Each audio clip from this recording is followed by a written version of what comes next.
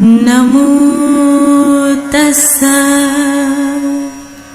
भगवतो अरहतो। नमो बुद्धाय। साथियों 23 सितंबर के लिए एक हफ्ते जैसा समय बचा है। 23 सितंबर गुजरात की धरती और गुजरात का सांस्कृतिक नगर बड़ौदा शहर 23 सितंबर के लिए बहुत महत्वपूर्ण शहर है।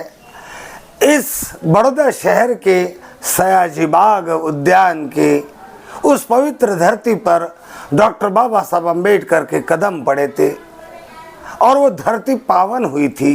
वो धरती ऐतिहासिक धरती बनकर उभर आई।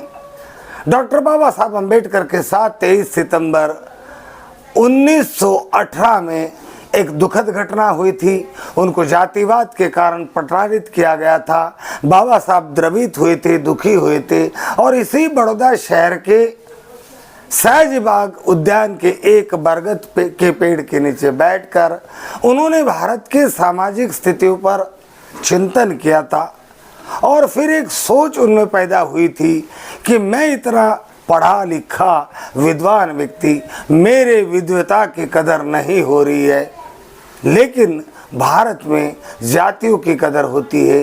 केवल मेरी जाति को देखा जा रहा है, मेरे गुणों को और विद्या को नहीं देखा जा रहा है।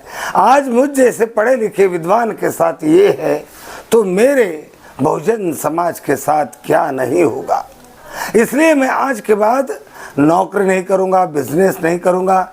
मैं अपना सारा का सारा जीवन बहुजन समाज के समान आत्मसम्मान और आर्थिक, राजनैतिक, शैक्षणिक उन्नति के लिए बिताऊंगा। उन्हें अधिकार दिलाकर भारत में समता समानता का राज कायम करूंगा। और ये संकल्प डॉक्टर बाबा साहब अम्बेडकर ने 1918 उनकी किताब वेटिंग फॉर वीज़ा के अनुसार 23 सितंबर 1918 को डॉक्टर बाबा साहब ने ऐसा संकल्प बड़ौदा नगरी के इस उद्यान में किया और उसी 23 सितंबर को बड़ौदा, गुजरात और भारत के लोग संकल्प दिवस महोत्सव के रूप में बड़े पैमाने पर मनाते हैं। भारत के कोने कोने से डॉक्टर बाबा साहब अम्बेडकर के मिशन से जुड़े हुए वक्ता, बुद्धिज्म के मिशन से जुड़े हुए बौद्ध कार्यकर्ता, लेखक, विद्वान, पत्रकार यहाँ 23 सितंबर को पहुँचते हैं।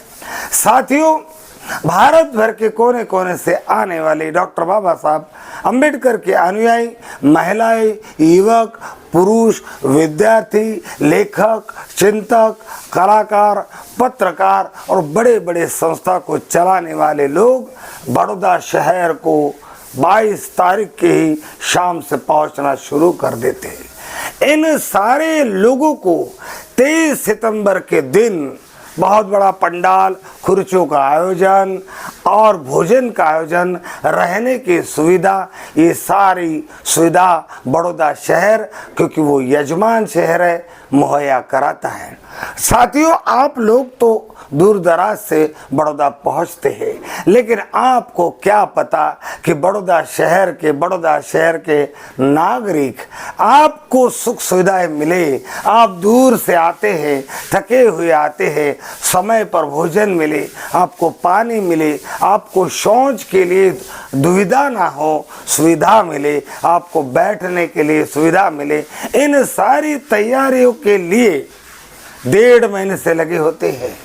इस बार भी भीम आर्मी 25 से 30 हजार लोगों को भोजन खिलाने के लिए घर घर घूम रही है, डोनेशन मांग रही है, ताकि आपको तैयार भोजन दे सके, आपको पानी दे सके, आपको अल्पाहार दे सके।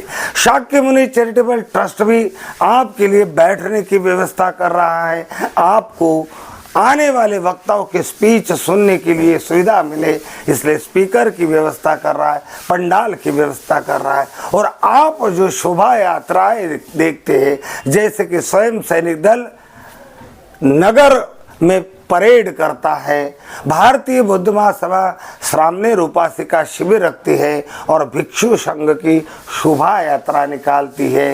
ये सारी तैयारी में बड़ौदा शहर का हर नागरिक, हर अम्बेडकरवादी टूट जाता है, बड़ा बिजी हो जाता है, बड़ा परिश्रम करता है, जन जन का संपर्क करता है, दान मांगता है, ताकि हमारे समाज के बाबा साहब के अनुयायी इस शहर से दुखी होकर ना जाए, भूखी ना जाए और हमारे शहर का नाम खराब ना हो। इसलिए यहाँ का हर अम्बेडकरवादी सजग होता है, परिश्रम करता है।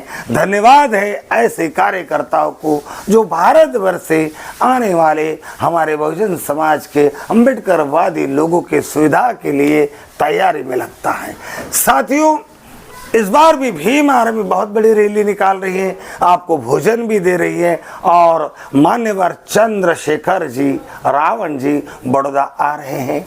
इसी के साथ भारतीय बौद्ध महासभा ने धम्म दीक्षा का कार्यक्रम आयोजित किया है उसी स्थान पर जहां डॉक्टर बाबा साहब अम्बेडकर के चरण पड़े थे। उस स्थान पर डॉक्टर बाबा साहब ने संकल्प लिया था, उसी स्थान पर भारत को बौद्धमय बनाने का कार्यक्रम यानी चलो बुद्ध की ओर यानी कि बौद्ध धम्म दीक्षा का कार्यक्रम आयोजित कर रही है। और इस कार्यक्रम में डॉक्टर बाबा साहब अम्बेडकर के पौत्र एडवोकेट भीमराव यशवंतराव अम्बेडकर और राष्ट्रीय chairman trustee doctor Harish Rawalia, सूरत से शेषराव खरात और वापी से भारतीय बौद्ध महासभा दक्षिण ग्रुप के शिलानंद बौद्ध पहुंच रहे हैं। तो अहमदाबाद से बुद्धिस्ट एकेडमी के रमेश बैंकर और हमारे गुजरात के जाने माने बौद्ध भिक्षु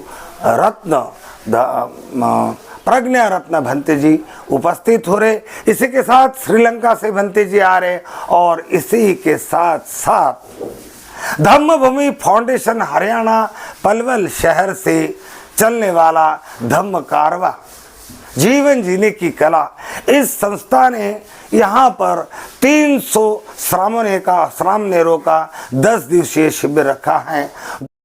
साथियों, तथागत बुद्ध के धम्म में श्रामणेर शिविर में प्रवजित हुए लोगों के लिए ये बड़ौदा शहर का उनड़ द्वीप पार्टी प्लॉट ये किराए पर रखा गया है और यहाँ पर 300 भिक्षु भिक्षुणी रात दिन ध्यान साधना कर रहे हैं, चित्त को नवा रहे हैं, बौद्ध धर्म की बारकाई को समझ रहे हैं।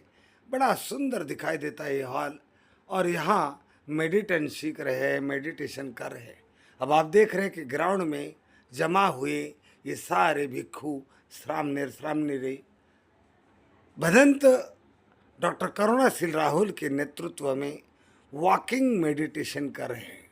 शरीर के किसी भी हरकत को स्मृति से यानी जागरूक अवस्था में रहकर देखने की कला सीख रहे हैं।